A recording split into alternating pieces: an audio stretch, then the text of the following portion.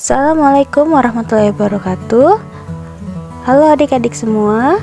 Perkenalkan, nama Ibu Jihan Yunita Eka Lestari.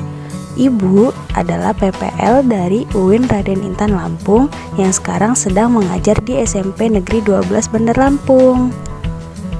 Pada video kali ini, Ibu akan membahas tentang himpunan. Adik-adik pada tahu dong apa himpunan itu? Atau ada yang belum tahu? Yuk kita simak videonya ya, yang akan menjelaskan tentang definisi himpunan, anggota himpunan, cara menyatakan himpunan, dan istilah-istilah penting di dalam himpunan. Yang pertama, itu adalah definisi himpunan.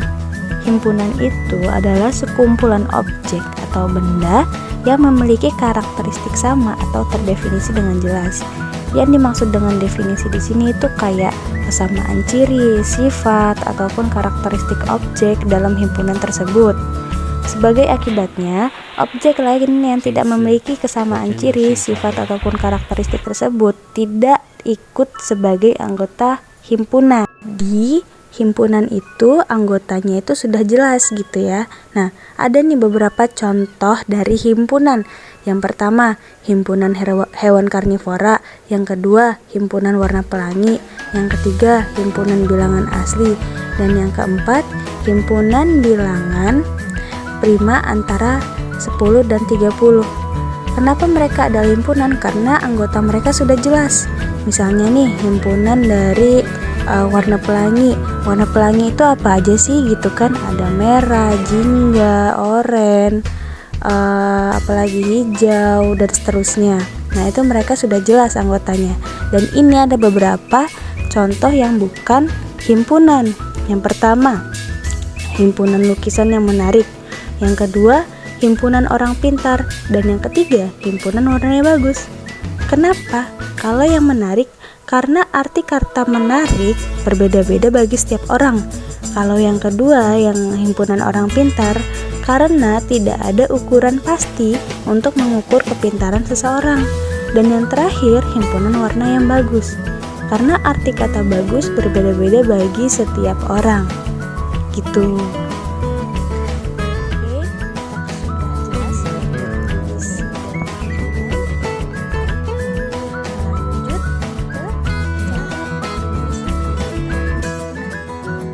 Yang dimaksudkan dengan cara penulisan anggota himpunan di sini adalah himpunan akan selalu disimbolkan oleh huruf kapital atau huruf besar seperti A besar, B besar, C besar, dan seterusnya ya. Dan di sini juga ada beberapa aturan penulisan dari himpunan antara lain. Yang pertama, penulisan anggota himpunan harus berada di dalam kurung kurawal, itu yang pertama. Yang kedua, untuk memisahkan anggota satu dengan yang lainnya harus menggunakan tanda koma.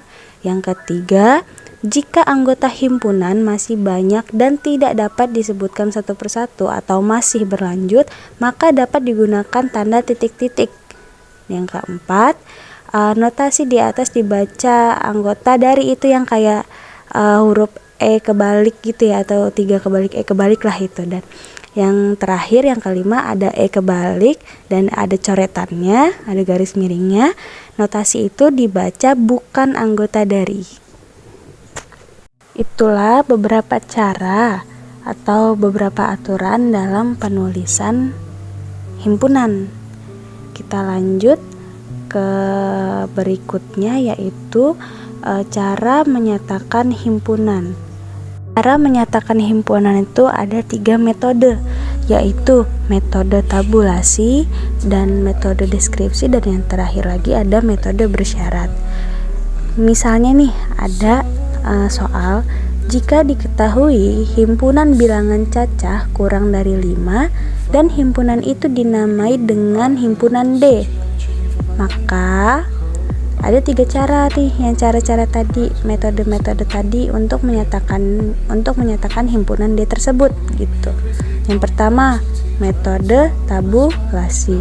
Apa sih metode tabulasi itu? Metode tabulasi itu adalah menyatakan himpunan dengan mendaftarkan langsung anggota-anggotanya gitu, atau menuliskan anggota-anggota himpunan di antara kurung kurawal yang dipisahkan dengan tanda koma. seperti pada gambar di video, ada kan himpunan D sama dengan tanda kurung kurawal ada 0, 1, 2, 3, dan 4. Itulah yang dinamakan dengan metode tabulasi. Yang ketiga itu ada metode bersyarat. Apa sih metode bersyarat itu? Metode bersyarat itu adalah menyatakan himpunan dengan notasi pembentuk himpunan, atau anggota himpunan dinyatakan dengan variabel yang diikuti dengan garis tegak dan syarat keanggotaannya. Nah, itu kan ada tuh di video, himpunan D sama dengan tanda kurung kurawal itu. Terus tuh kan itu tuh maksudnya tuh himpunan D dengan peubah X, himpunan D dengan peubah X, itu yang X yang di depan itu yang ada garisnya, dengan anggota X kurang dari 5. Nah, anggotanya itu X kurang dari 5 tuh dengan X bilangan cacah. Jadi si X ini nih bilangan cacah gitu, jadi bukan bilangan yang lain gitu. Karena tadi kan soalnya dari awal kan diketahui himpunan bilangan cacah kurang dari 5 dan himpunan itu dinamai dengan himpunan D. Jadi seperti itulah metode-metode yang bisa menyatakan himpunan gitu. Paham sampai sini? Paham lah ya. Oke, kita lanjut ke materi berikutnya. Ini materi terakhir di part 1, yaitu istilah-istilah penting yang ada di dalam himpunan yang harus kalian tahu. Apa aja sih istilah penting yang ada di dalam himpunan? Ayo kita bahas. Yang pertama, kardinalitas, atau menyatakan banyaknya anggota himpunan yang berbeda dan dinotasikan dengan N. Itu maksudnya misalnya ada himpunan yang di dalamnya misalkan himpunan A itu dengan anggota huruf pembentuk kata cermat. Jadi ada berapa banyak anggotanya kata cermatnya? Kan kita cermat nih, C, E, R, M, A, T. Ada 6 ya. Jadi kardinalitasnya atau N dari himpunan A adalah 6 gitu. Kedua, ada himpunan semesta. Apa sih himpunan semesta itu? Himpunan semesta itu adalah himpunan yang memuat semua anggota atau objek himpunan yang dibicarakan dan diramukan dengan S besar. Ingat ya, S besar bukan S kecil. Jadi dia itu semua anggotanya pokoknya masuk ke dalam dia gitu. Walaupun berbeda, tapi karena dia himpunan yang mencakup semua anggota ataupun objek, maka dia disebut dengan himpunan semesta. Yang terakhir ada himpunan kosong. Himpunan kosong itu apa sih? Himpunan kosong itu adalah himpunan yang tidak memiliki anggota.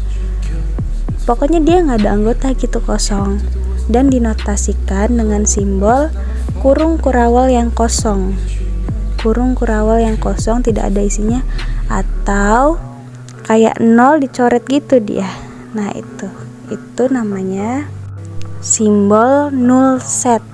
Nah, itu namanya simbol null set. Jadi dia kayak 0 dicoret gitu. Dan di situ juga ada beberapa gambar yang ini ya, yang dari himpunan semesta dan himpunan kosong yang Ibu sudah taruh di video itu. Bisa kalian cermati gambarnya seperti apa. Gak kerasa juga sih kita udah di penghujung video ini, bentar lagi habis. Dan di sini Ibu mau ngasih tahu juga ke adik-adik semua, ke anak-anak semua, ada latihannya 4 soal aja, dan itu dikerjakan dan dikumpul biasa di Google Classroom. Jadi untuk adik-adik kelas 7 yang ada di SMP Negeri 12 Bandar Lampung, ayo kita sama-sama mengerjakan soal latihan ini ya. Nanti apabila ada yang ingin ditanyakan, bisa langsung ditanyakan di Google Classroom. Oke? Sekian, terima kasih untuk video kali ini. Ibu harap video kali ini bermanfaat untuk adik-adik semua. Apabila ada salah kata dan ucapan ibu mohon maaf, dan kepada Allah ibu mohon ampun. Wassalamualaikum warahmatullahi wabarakatuh. Ditunggu ya part 2-nya. Dadah.